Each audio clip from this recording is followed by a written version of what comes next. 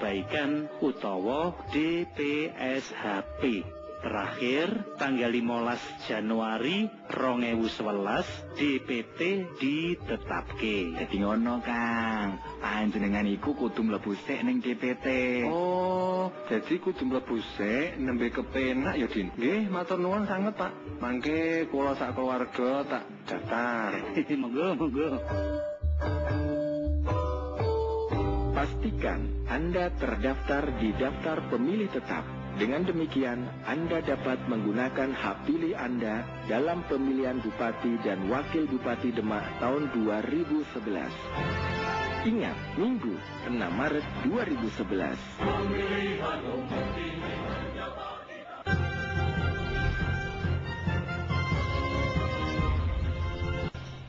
Demak memiliki kesempatan untuk memberikan evaluasi yang mendalam atas kinerja pemerintahan selama ini.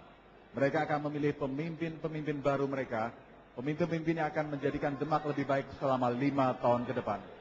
Dan masih dalam debat terbuka pemilihan Bupati dan Wakil Bupati Demak 2011-2016, kita masih memiliki seorang panelis yang akan memberikan pertanyaan kepada pasangan calon Bupati dan Wakil Bupati mengenai infrastruktur. Kepada Profesor Eko Budiharjo, kami harap bersiap untuk menyampaikan pertanyaan kepada pasangan nomor urut 4, nomor urut 1, nomor urut 2, dan nomor urut 3. Kepada pasangan calon, kami mohon untuk menempatkan diri di masing-masing podium. Prof. Eko, kami persilakan berikan pertanyaan pertama kepada pasangan nomor urut 4. Bismillahirrahmanirrahim. Assalamualaikum warahmatullahi wabarakatuh. Sebelum saya sampaikan kepada peserta yang pertama, saya tertarik tadi pesan dari Ketua MUI Pak Yasin Asyari supaya Bapak dan Ibu para calon itu meneladani Nabi. Katanya beda manusia dan Nabi itu cuma sedikit. Nabi itu sedikit tidur, manusia sedikit-sedikit tidur. Manusia sedikit makan, kita sedikit-sedikit makan. Jadi tolong pernyataan benar dari Nabi itu yang jadi pegangan. Dan karena banyak sekali gubernur, bupati, wali kota yang pada terkena masalah korupsi, saya mohon sebelum menjawab pertanyaan, ada pernyataan. Kalau perlu sumpah, bahasanya bapak-bapak dan ibu tidak akan korupsi selama menjabat bupati. Ya. Pertanyaan kepada Pak Mariono dan Pak Purnomo. Ini slogannya bagus, ceria dan sehat. Nah, untuk bisa sehat, sudah ada aturan kota-kota menyisihkan ruang terbuka hijau, 20% ruang terbuka publik dan 10% ruang terbuka hijau privat. Saya kepingin tanya kepada Bapak, berapa persen sekarang ruang terbuka hijau yang tersedia di Demak ini? Kalau sudah melebihi alhamdulillah, kalau belum, apa upaya Bapak untuk mengatasi ini? Terima kasih. Baik, inilah pertanyaan dari panelis ketiga. Jawaban dari pasangan nomor urut 4 dimulai dari sekarang.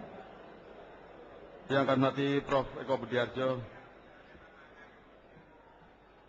Saya di Kabupaten Demak ini, Bapak, jadi sudah hampir 20 tahun lebih untuk bekerja di kelautan perikanan.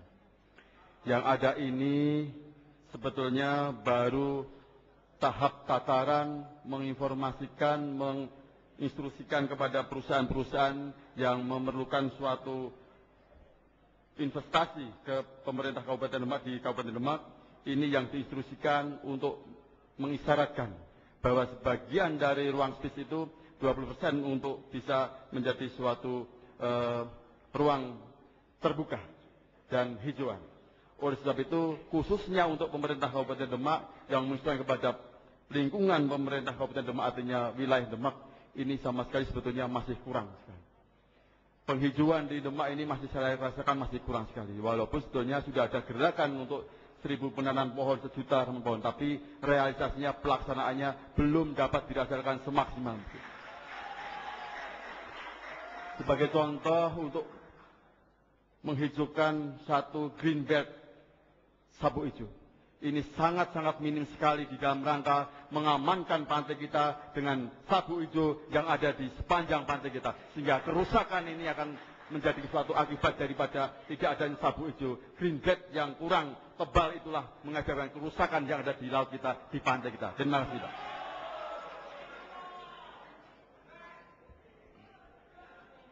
Maka dengan demikian, penghijauan kita galakkan.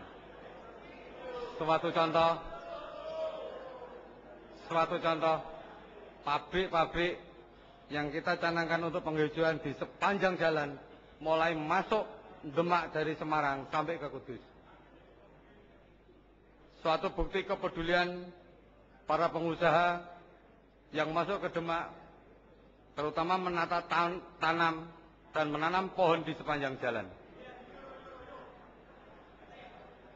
Bukan mengenai hijau apa yang disebut Bapak, tetapi penghijauan yang masuk ke Demak.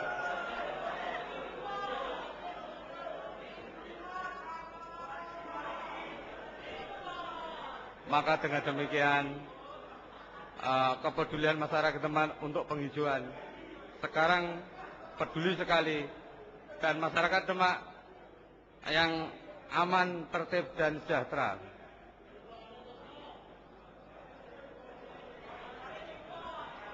Maka dengan demikian Demak akan menjadi masyarakat yang tertib, aman, dan damai.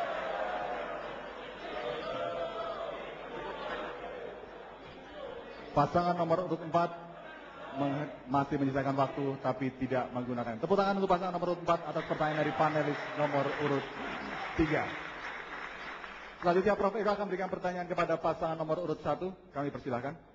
Kepada Pak Tafta Zani dan Muhammad Dahirin, saya di Semarang selalu ingat katanya di Demak itu kalau musim kemarau ora iso cewek, kalau musim hujan ora iso ndodok. Ini kan satu masalah yang besar. Bahkan Semarang pun itu masih banyak rumah-rumah yang tidak punya jamban keluarga. Jadi bagaimana Anda akan mengatasi masalah jamban itu? Apakah Bapak dan Ibu sudah punya rencana untuk sebelum mengakhiri masa jabatan Anda yang kedua, itu masalah jamban ini bisa teratasi bagaimana caranya? Demikian pertanyaan dari panelis ketiga. Jawaban dari pasangan nomor urut 1 dimulai sekarang. Terima kasih sambutannya.